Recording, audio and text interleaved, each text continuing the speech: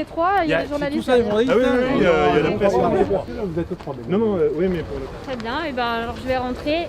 On va avoir une communication qui va sortir sur on aime les arbres, prairies fleuries, poissons gloutons, je ne sais quoi encore.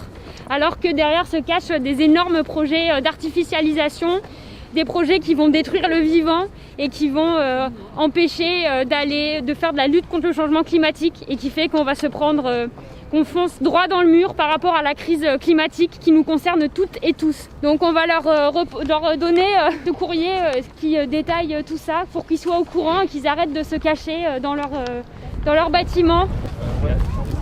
Le lien, c'est un projet routier prévu au nord de Montpellier. En fait, il y a déjà une partie qui a été construite et c'est le dernier tronçon qui est en jeu aujourd'hui. Il fait une longueur de 8 km. Vous parlez de route durable, mais ce qui est durable, c'est la pollution et les vagues de béton engendrées par cette route. Un minimum de 70 hectares de zones d'activité commerciale sont déjà prévues.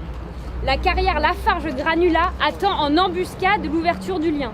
C'est la déforestation de plus de 40 000 arbres sur 28 hectares. C'est la destruction de 115 espèces protégées. L'artificialisation du réservoir le plus riche en biodiversité de la métropole de Montpellier. Et le saccage d'une centaine d'hectares agricoles.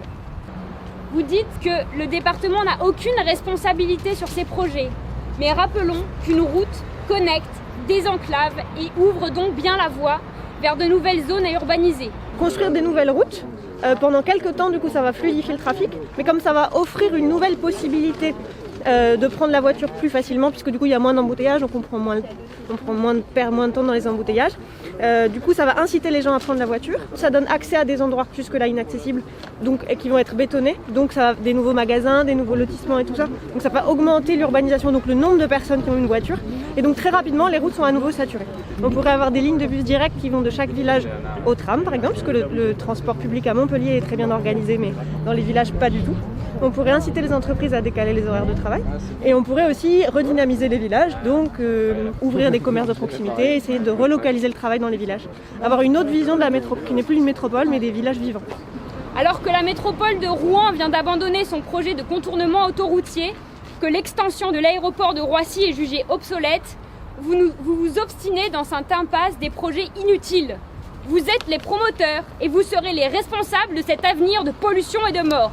Aujourd'hui, nous venons vous le rappeler.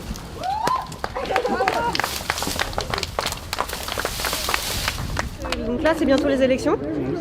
Tout le monde affiche des ambitions écologiques haut et fort, mais pour l'instant, les actes ne suivent pas. La société a changé et nos élus sont vraiment en retard là-dessus. Du coup, effectivement, on a bon espoir qu'ils se rendent compte qu'en fait, l'heure n'est plus à faire ce genre de projet, mais avoir une vision véritablement ambitieuse de l'écologie et pas faire des bouts de rustine.